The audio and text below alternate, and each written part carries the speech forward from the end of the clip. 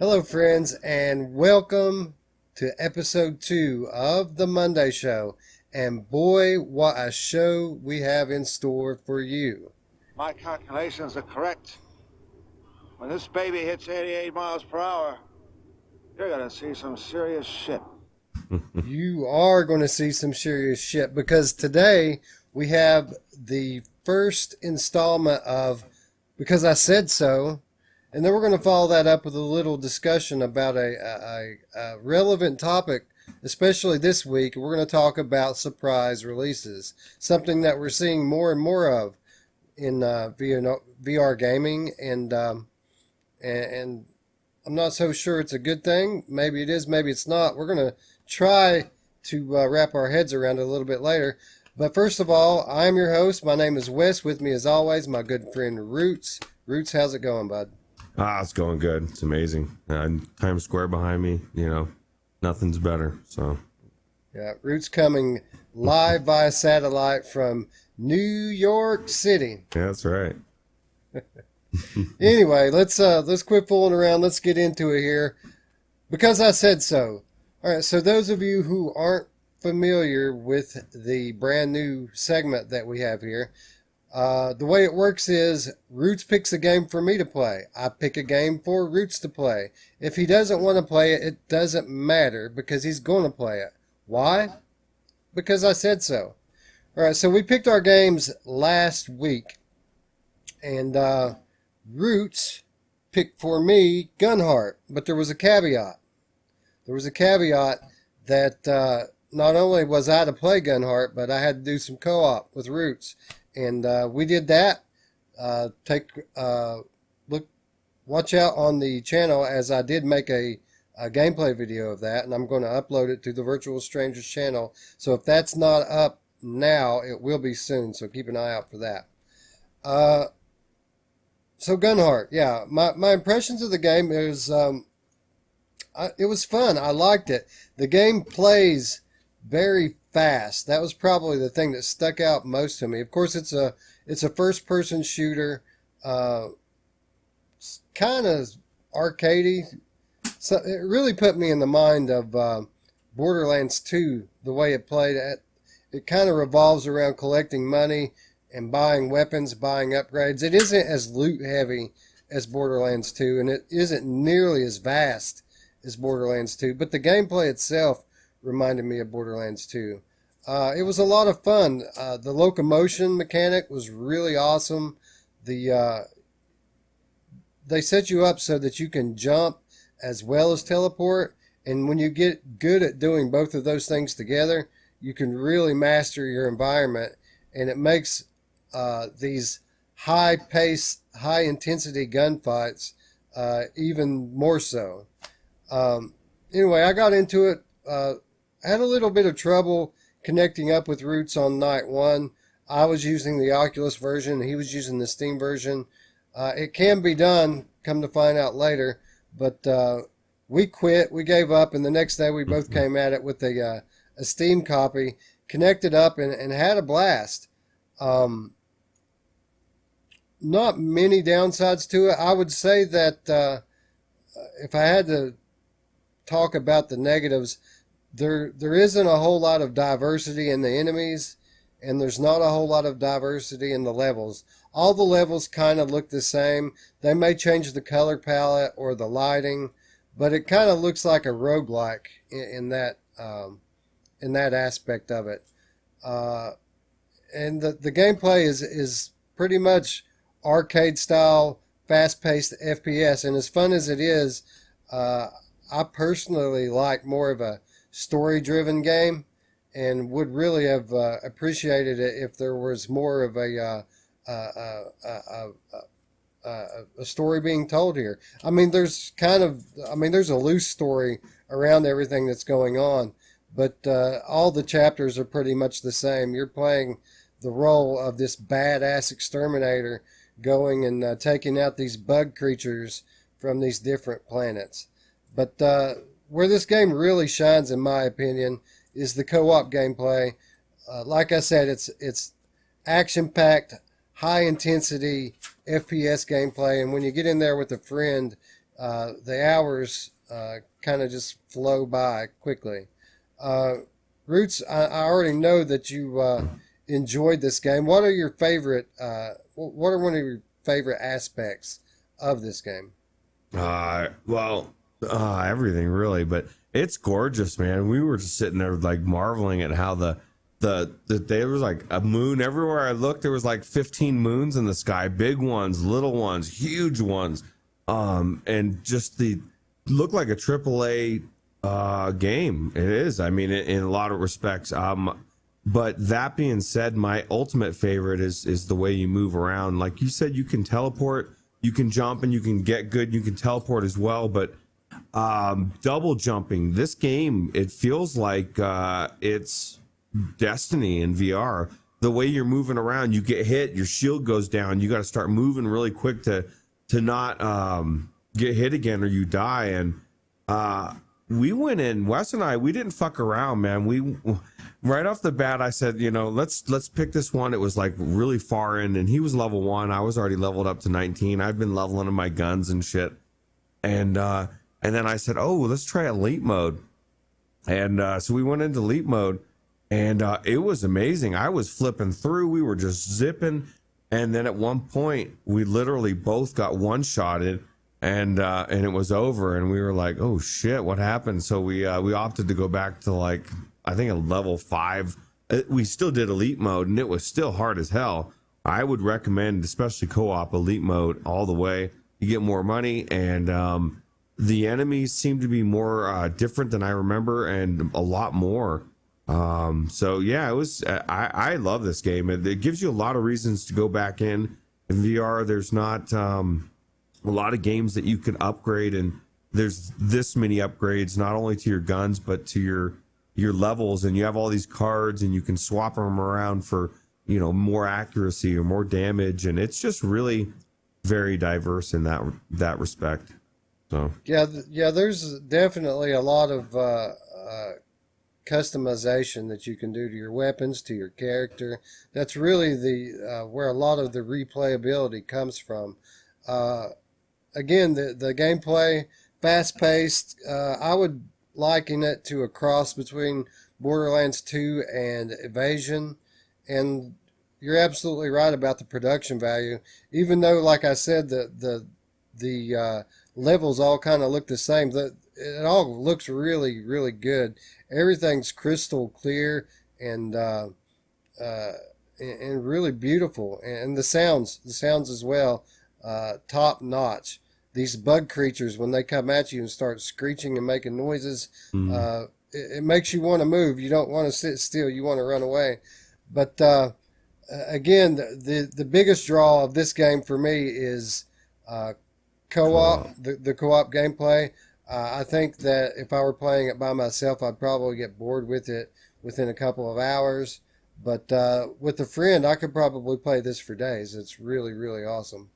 Yeah, I really am. It's one of those games that I keep going back to, and will continue to go back to. It just has a different feel than any other game. Just the movement, the jumping around. Like I'm literally jumping, double jumping, coming down, full blasting things in the face, and there's the enemies that those ones I told you they teleport and they have these alien suckers and they suck onto you, and it's just for $20, and that's another thing I was going to bring up. Like, my God, this price is priced to pick it up today. If you don't have it, I don't see any reason you wouldn't pick it up unless you're a pacifist and you don't like guns, I guess maybe. But it's just it's so fun. Yeah, another thing I really liked about this game is how high the maps go. Like it isn't just a flat linear map. It's there's a lot of elevation, yeah, and there's mountains everywhere, and you can climb these mountains and you can get up in them. At times, you even feel like maybe you're not supposed to be up there, Mm. but if you try at it and you work at it, you can get up there. And what this does is it provides an advantage, a strategic advantage over the enemy. Not only do you have the high ground and you can sit up there and snipe if you want to, but you can also ambush them because they don't see you up there. If you get up there high enough, they won't see you, and you can literally just jump right down on their heads, blasting them as you fall. And yeah, that was one of my favorite things to do is just climb around and explore up in the mountains. Plus, there's always every time I went up somewhere like that or down in some nook or cranny, there was always hidden money. Wow, and you might not have known this because I was going up ahead of you and I was taking all that shit, and I was like, "Oh, I assume we both got it," and you were like, "No, I'm not getting anything." I was like, "Oh, oops." Nah, it's all good. I'm stealing it all. Ruuts is taking it all. But now there's just so much to this game, and there's so many different weapons, and like even just between the crossbows, the ones I was using were shooting these blades out, and they would go out and they would spin and then they would retract, and I was just jumping and slicing aliens in half. And yeah, it's I definitely recommend for Ruuts. Obviously, I picked it for him to play because I like it, and I wanted him to play it and have no excuse to not, because Wes likes to tell me, hey, life happens, and it does. So yeah, I recommend here too. I did enjoy my time in this game, especially if you have someone to play with. This game is top notch. Now that said, didn't see a lot of people in the lobbies. During our last session in it, on my way out, I saw two dudes, but that's all I saw the whole time I was in this game. Isn't that weird?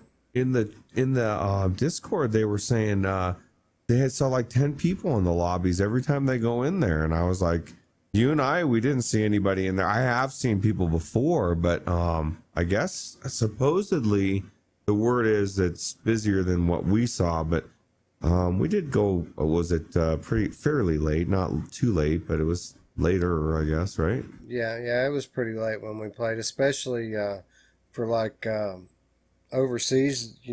Like Alex is 5 hours ahead, so Yeah. literally he would have been in bed when we were playing. So Yeah, true. all right. Anyway, I recommend for me definitely, especially if you have a friend. Obviously, Ruuts loves this game, so yeah, glad that you made me play it. Yeah, me too. All right, moving on. The game that I had Ruuts play was one of my favorites, and it's a game that I feel is totally underrated. It's probably the most unique, interesting, strange game that I've played in VR, and that game is Here They Lie. Ruuts, you played all the way through Here They Lie, didn't you? Yeah. What did you think about it? My first impression, well, it was just slow in the beginning. As a matter of fact, when I played it originally, I think it was several months ago, you were telling me how good this was. You said it's a slow burner, and I got in there and I was like, man, this is not just a slow burner. This is a slow burner. And then we got on sidetracked and I didn't go very much farther in. Today I went into it and I didn't know what the fuck was going on in this game. It was just one thing after another. I saw the brilliance of it, of what you were seeing. And not only that, but like we were even talking a little bit before the show, like just thinking about all of it and what it all means and what the story was like. There's so much to it. It's not just cut and dry. There's a lot to this story, and it really I was very glad I played through it, to be honest. Yeah, this really plays more like a movie or a play, some kind of a piece of art more than a game. I mean, there are some areas where there is some stealth based gameplay, but for the most part, this is a showpiece. You're just meant to observe. Did you find yourself wanting to stick around and look, or did it creep you out a little bit too much and kind of push you through it? This game, for the most part, is got a lot of shit chasing you. Like, no, just when you think I want to stop and look at stuff, you feel compelled to move. There's especially halfway through, and like you said, when everything starts to get colorful, and shit starts chasing you, and you're creeping through houses, and just there's some fucked up things in here. Like, that's what I want to address. I want to address some scenes in this thing, like this world is the people in it are messed up, dude. Like I got to this scene here and I didn't know what to think because people are bludgeoning each other, and from here forward it's just everywhere you go is just random acts of violence, and you got people kicking here, and beat this chick's beating the crap out of this guy that's obviously drunk, and thank God this person is good Samaritan and runs her off, and it's like, nah man, you are not gonna hurt this dude. This is not happening. So she stumbles off kind of drunk, and he checks to see if he's okay and wants to make sure he wants to beat the fuck out of him, like, and I was like, oh my God, what is happening, and literally everywhere you go from here is just people attacking each other. And yeah, it was, for a while there I didn't get exactly what was going on, but the story, as they bring it around, and it's really just a version of humanity, really. I guess it's what the god, I don't know, I guess I don't want to go too much into the detail for anybody who hasn't played it, but yeah, it's just really good, man. Yeah, I think it's hard to really. I mean, you would have to talk to the creators of this game to know exactly what they have in mind. But what I kind of took out of these different scenes is it was shining a light on the different negative tendencies of people, and some of the more animalistic behaviors. I think that's kind of why these people all wear animal heads, because it's these violent tendencies and these I don't want to get too much into it. Like you said, I don't want to spoil it for anyone who hasn't played this. I think that you're doing yourself a disservice. You can pick this game up for beans. It goes on sale for like $6 and $7 all the time, and there's literally nothing else like this in VR. I'm laughing, I'm smiling. I started because I earlier today when I was playing it, I was thinking about this, and then I just remembered thinking about it, made me think about smile again. I thought about Alex playing this game because he doesn't like creepy horror games, and he's getting better, and he's pushing himself through, and he's doing way better than I would be. But this thing has so many things chasing you, and creepy crawly things, and moments where it's pitch black and you've got noises all around you, and it's creepy, dude. And like Wes was saying, you're in a walking simulator. I disagree, man. I died so many times to shit. Then, especially when you don't even know, you're like, is that bad? And like you're getting close, and then all of a sudden the thing turns and jumps on you, and like, okay, yeah, I guess I'm not. And then the color, that's when the color starts coming in, is when it's beating the hell out of you. It just this game did things differently than any game I've done. It was clearly a stealth game in sorts, but a story as well, and a horror game in a sense as well. It just everything together, and then the ending gives you a choice at the end and makes you question it. Did I make the right choice? Or at least I questioned, did I make the right choice? I'm sure you did. It's just it was done very well. Yeah, and one of my favorite things about this game too is when you die, you don't really. How was that for a respawn scene? Oh, dude. It's pretty awesome, right? Yeah, and it's weird because you kind of have to control those guys coming out of the water or whatever, I'm assuming, or it just sits there. I kind of had to mess with my joystick to get it to start coming up, and then all of a sudden it like spawns the hallway around you. And it's weird because it spawns the same hallway, and then you're thinking, well, at least at first I'm thinking, oh, I got to do all that again, and then but no, you walk back in to right where you're at, and it's like, it was really cool, actually, different, Yeah, and so many things this game does that's unique to this game, and I often, I've spent many hours looking for something similar to this because I loved it so much. I want more. I know there's not going to be a sequel coming. The team of developers that put this game together, while technically the company still exists, these guys don't work together anymore. You're never going to see a sequel to this, and I really think that's unfortunate. Hopefully, the brain trust, the guy that really created the concept, his name's Corey Davis.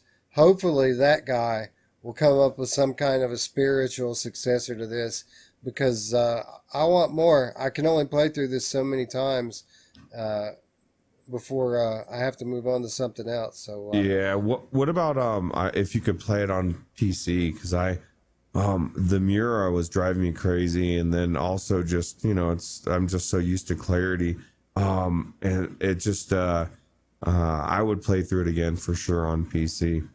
yeah, I kind of floated it out there after Tetris Effect release.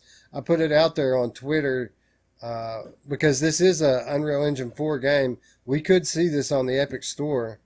So I tweeted it out at the creator, at Corey Davis, and he didn't reply, but he did like the tweet. So seed planted. Hopefully it'll bear That's some all you fruit can. sometime within the next year.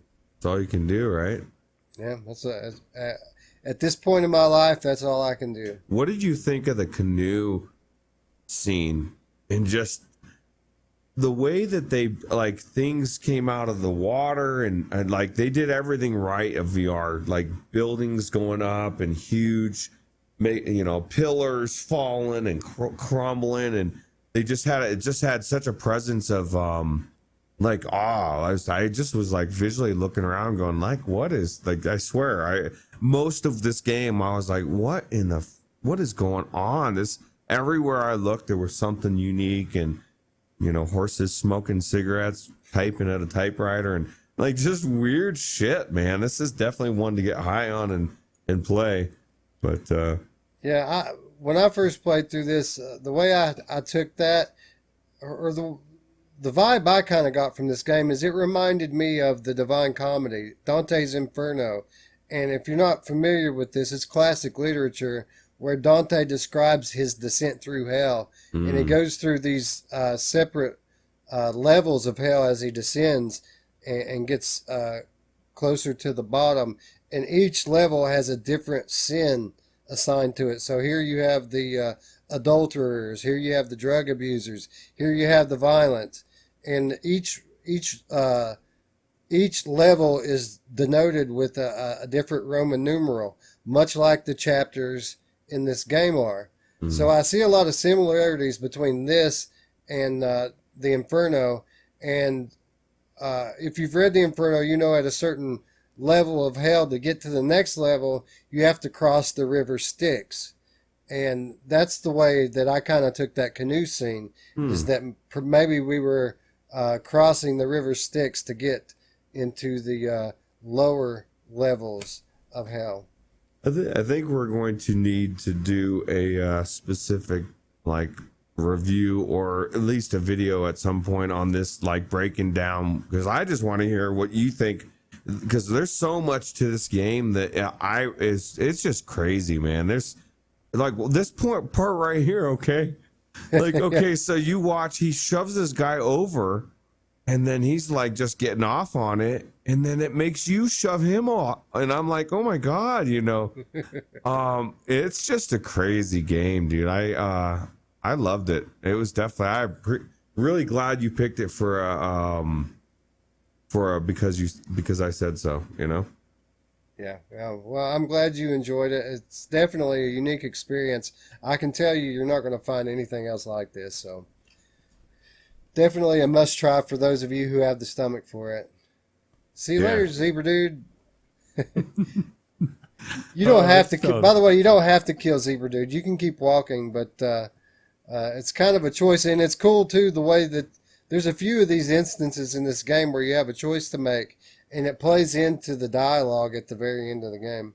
Yeah, it's just very, very well done, and kudos to the devs for sure.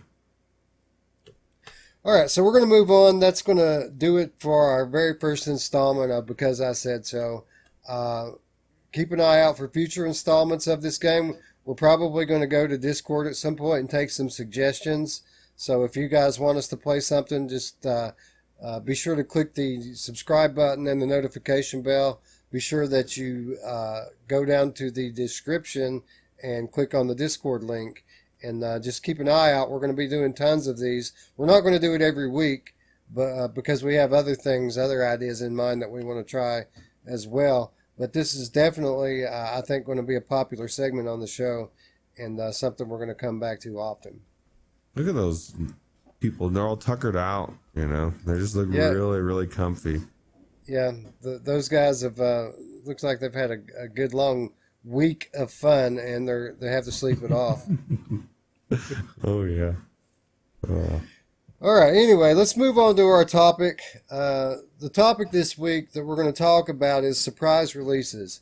And the reason why I wanted to talk about that this week is because Westworld Awakening just released out of nowhere.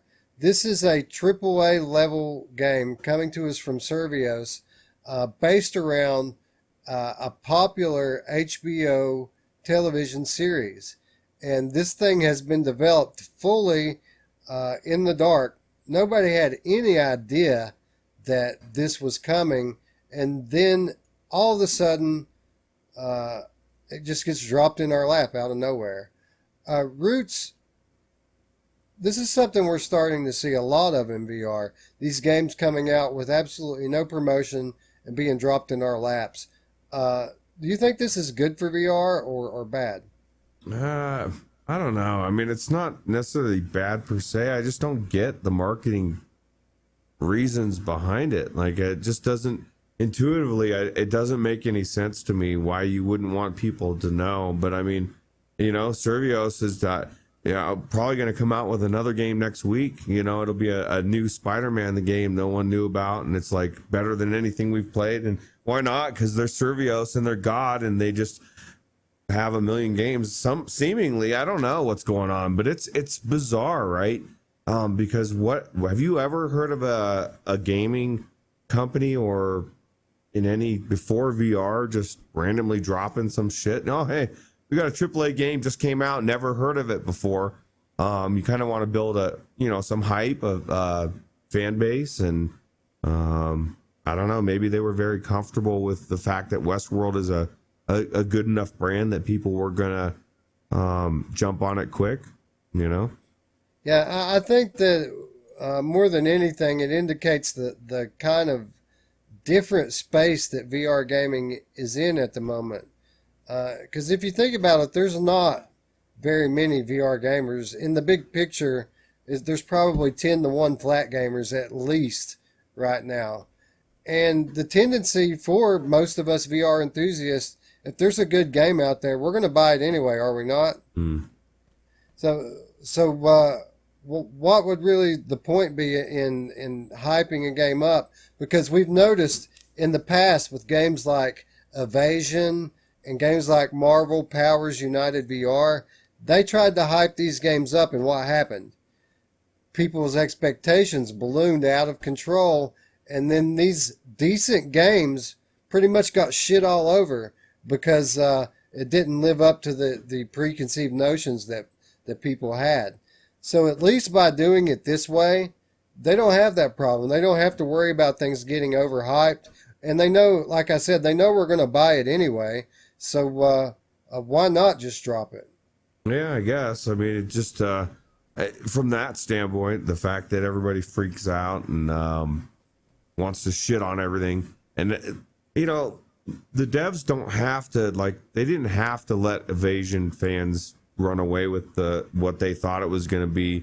There's a point when enough is being said where developers can come out and they can clarify a little bit more about their game or show a little bit more game footage and give people an idea, like with Marvel Powers United, that it is more of a wave shooter. So people know, not expecting like an Iron Man VR type where you're going to be the characters and run around and do this story. And you're like, oh, fuck, man, this is a wave shooter.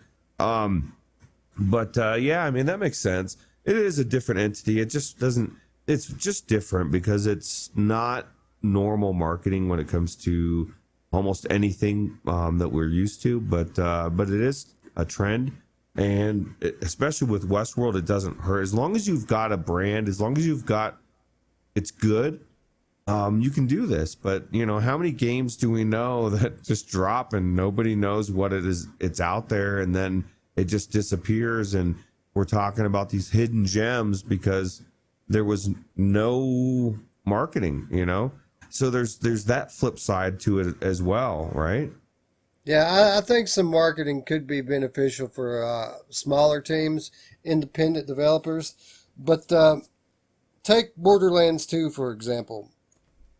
This is a game that people have been hyped up on. PC VR players have been hyped on since it got released on PlayStation VR way back when. And we literally have heard zip about this game on PC VR. They still technically haven't announced that this is coming to PC VR. People are just kind of assuming it. People are going off of the fact that this got an ESRB rating, but it's been a good 6 weeks, 2 months now since that even happened. We've had E3 come and go. We've had Gamescom now come and go, and not a word out of Gearbox about this game.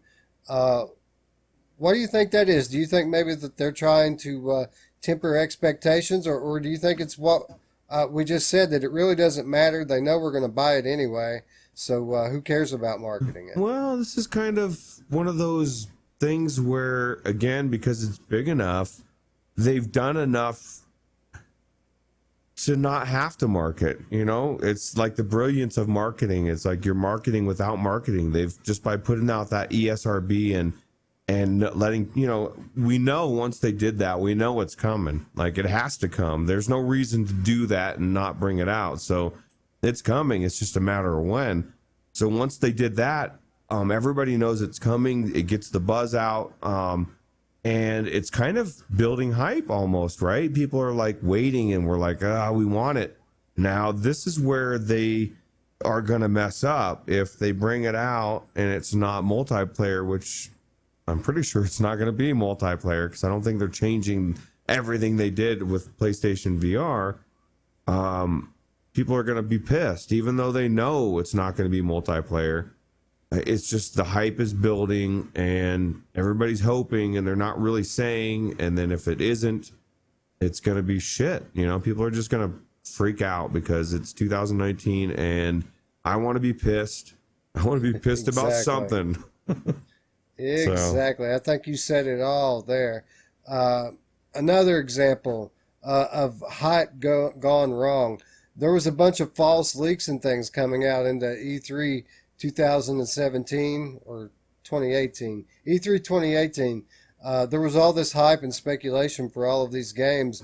BioShock, a sequel to Super Hot, all sorts of things that people thought that we were going to get, but at the end of the day, what we ended up getting was Tetris Effect, which is an awesome game, but people still to this day shit on that game based on the negative feelings that they had from that E3 way back when.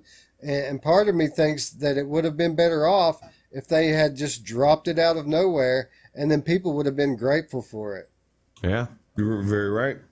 And it's another game that is so big, or it's such a big franchise that it would have just been huge. I mean, let's be honest, anything with Sony and, you know, they push stuff. Their marketing is really good. So, yeah, but you know how, you know, gamers can be. They're impossible to please sometimes. And I feel like they did if you're going to market a game, they did a perfect job of marketing. They unveiled it at E3. They had this awesome trailer. That's one of the best trailers for a VR game that I've ever seen, with great scenes and a great song, good narration. But still, I mean, even I was pissed off at Tetris Effect when they announced it. I was mad for a good week or two after that. But, you know, I tend to be a level-headed guy, and I gave it its fair shot. And I'm glad I did. I love that game. But, yeah, I can see both sides of it. I think it really, at this point in VR gaming history, I think that it kind of makes sense for some of the bigger guys not to market their games because, again, uh, the community's so small right now. If a game is good, people are going to find out about it and we're going to buy it. We VR gamers pretty much buy everything, and these bigger games, people are going to find out pretty quickly whether or not it's good or not, and they're going to buy it. What I do think we could benefit from, though, is some of the smaller independent developers. I think could use a lesson or two in marketing their game because even if their game is good, if they drop it out of nowhere with a crappy thumbnail, even just if it has a bad thumbnail, that can be devastating to people finding it. Because I know personally when I'm going through Steam looking for things to buy, window shopping, if something doesn't have a good thumbnail, I'm likely not going to even click on it. Are you that way too, or? I mean, first impressions are everything. So you're gonna maybe not click on it first. I mean, if it's new, I'm gonna look and see. But there are those ones that just look so shit that you just skip over. I mean, there's a reason why, VR hover bikes is not known by people. And I mean, not saying that their thumb is shit. I can't remember what it looks like, but there's a lot of hidden gems out there and they slip under the cracks for a lot of reasons. And one of them is, surprise, we got a game and it's out there and everybody's supposed to like it. But guess what? There's 3 other games that dropped on the same day and they're huge and nobody knows your game's out there. And now 3 months is done and now it's fallen down below and you're screwed and your only chance and hope is, oh wait, there's that show Virtual Strangers. They're talking about it. I think Wes just made Ruuts play that game X for because I said so, and then we talk about it, and now everybody buys it, so it works. Yeah, right. Yeah. So I think that's the bottom line. I think that it's okay for these larger games to just come out of nowhere. I actually kind of enjoy it. What a great surprise it was to get Westworld this week. Literally just a week or two after we had talked about wanting a Westworld VR game. Here it is, just out of nowhere from the very best development team in VR. So I kind of get it with those bigger games. With the smaller games, I think that these independent developers would do well to understand that dropping a few free keys in a Discord isn't enough. You need to have a good thumbnail. You need to have a good trailer. Use Twitter. Use Facebook. Get your game out there. Let us know that it's coming because, again, the community is small but enthusiastic, and if your game is good and we know about it, we're going to buy it. Right, and there's a lot of people that will talk about it, especially if you let us know it's out there. So yeah. So basically what we're saying, Debs, is send Virtual Strangers keys and we will promote your game. Yeah. If it's good. If it's crap, well, you know how that goes. It kind of stinks. Yeah. We're not going to say much about it. There is a smell. It smells like a shit. Right, exactly. Yeah. And with that said, I think we're going to go ahead and wrap the episode here. Episode 2 of the Monday show is in the books. What did you think? Be sure to leave a comment down below and let us know. And if you like what you see here, click the like button. And for those of you new to the channel, please don't forget to subscribe and click the bell on your way out. So, with that said, again, we want to thank you for watching. And for Ruuts, I'm Wes, and we will see you tomorrow, friends. Stay easy.